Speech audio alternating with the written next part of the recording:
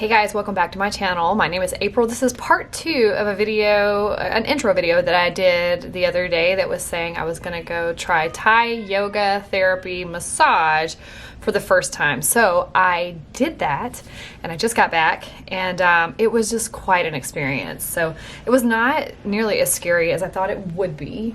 I was a little nervous about just the physical contact. I'm a little weird about that, but I had sent the instructor some information about me prior to me going, just things about skin flushing, the way I react in social settings, things of that nature. But what I was really just kind of caught off guard by was when I showed up, she said, "Hey, I was reading a lot of your background and some of the problems that you're having. Have you ever been diagnosed with PTSD?" Now, I know a lot about mental health, so I know what PTSD is, and I'm aware of certain areas where I may have some of that, but I would have honestly never tied the skin flushing situation to PTSD. So I shared with her, you know, I've spent a lot of time in my mind, fixing my mind, healing my mind, I guess.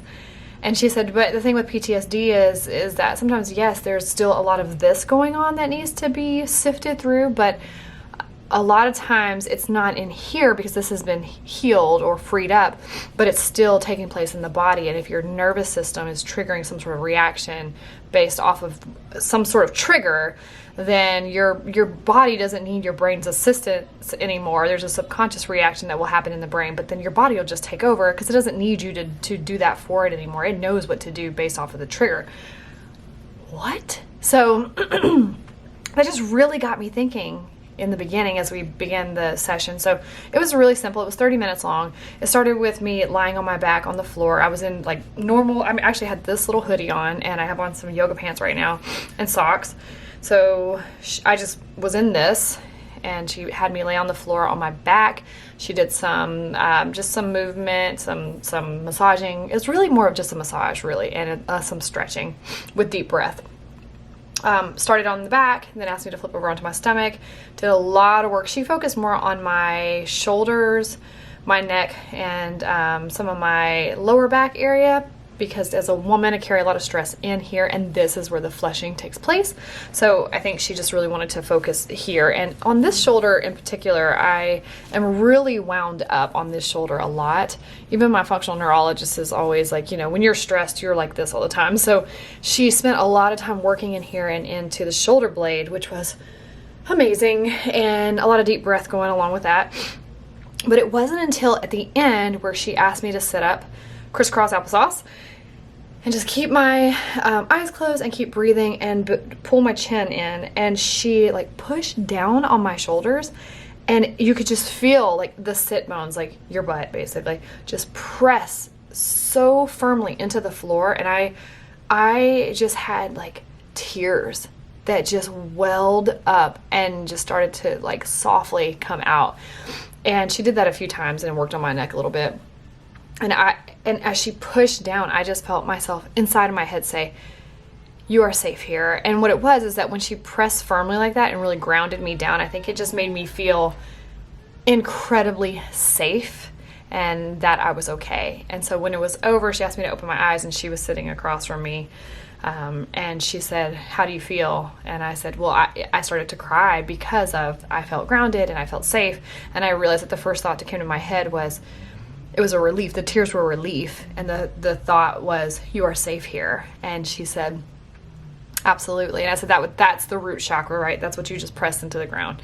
And she said, "Yes." And just talked about like tapping therapy and other things that help us undo those signals of PTSD that are in our nervous system. So she had a thought. She said, "I'm wondering if your PTSD is triggered by a word, something that someone's saying, and that's what's causing you to have that reaction." And I said, or what if it's a facial expression or direct eye contact? What if it's that? Because it has to do with judgment. Like I've had the same problem with the camera on a previous channel that people I know watch. And I've told you before, I have this channel here where it's just us. I don't know you, you don't know me. We're getting to know each other here. And I feel safer here. But even when I started out, looking into the lens of the camera is eye contact. And that would make me incredibly uncomfortable. And I think a lot of people have some discomfort with looking into a camera because there's no emotion. Like, I know you're on the other end of there watching this, but in this moment, while I'm actually recording this video, you're not. It's just me and this camera. So I'm having to connect to something beyond what I see in a lens, because this is just flat and empty and there's no emotion.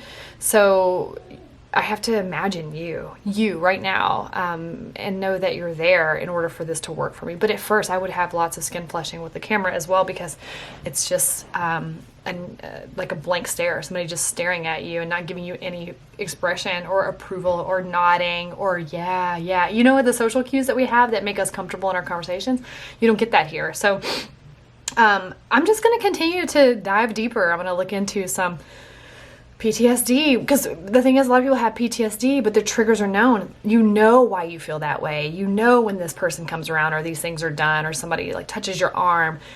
But apparently mine is hidden. So she did agree that, you know, the birth control, the histamine, all of this stuff is building up to it's almost like a breadcrumb trail showing me where to start, where to go. And I'm just really excited. I came home and I just told my husband, I feel really great. Number one, the yoga therapy was amazing. I'm definitely going to start doing that and going back at least once a month for that. She did say restorative therapy in between, or yoga in between.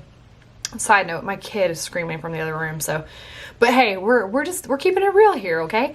So if you hear that, there's just a child over there frustrated about something, probably a toy track or something. He loves the Hot Wheel cars, and if things don't work out properly, he gets super pissed.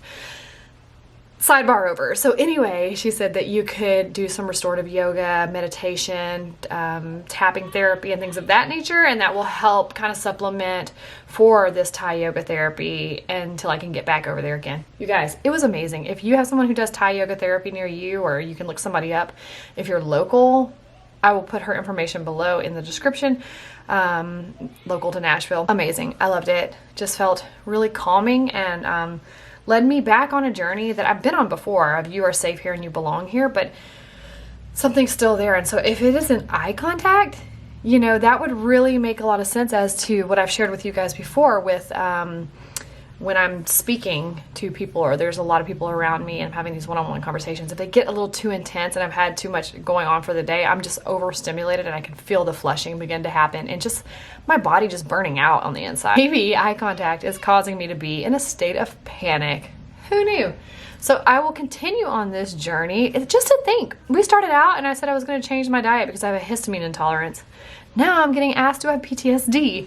But it makes sense. So I've done a little research since I've been home, and it makes a lot of sense. So I will continue to update you on this journey. If you have PTSD, or you've been diagnosed with PTSD, or you think you might have it, tell me some of the things that you've been through to help you move through into a healing place with it. And do you have problems with eye contact? Is that something that you feel you struggle with, or that maybe creates an anxious response inside of your body? I'd love to hear from you and just start a conversation and get to know what your situation is as well. But I'll keep you guys updated. I'm really excited about just finding out new things and the hope that there is healing, and I'm on that journey right now. And hey, here's the thing. I often struggle with trust. I really struggle to trust people and to feel safe. And if you feel that way, you're not alone. I feel that way. I know a lot of other people who feel that way. I think the big thing is that we are on a journey to heal ourselves, to unlearn everything and to relearn things that really are true to who we are, and also finding our way back to ourselves over and over again. And that's a healing journey, and the time for that is different for everybody. That healing process, the way it looks and how long it takes, it's going to be different from me to you to somebody else. So wherever you are right now, whatever it is that you are pushing through, just know that you're right on track, and I'm on the same journey with you. So I will see you guys next time.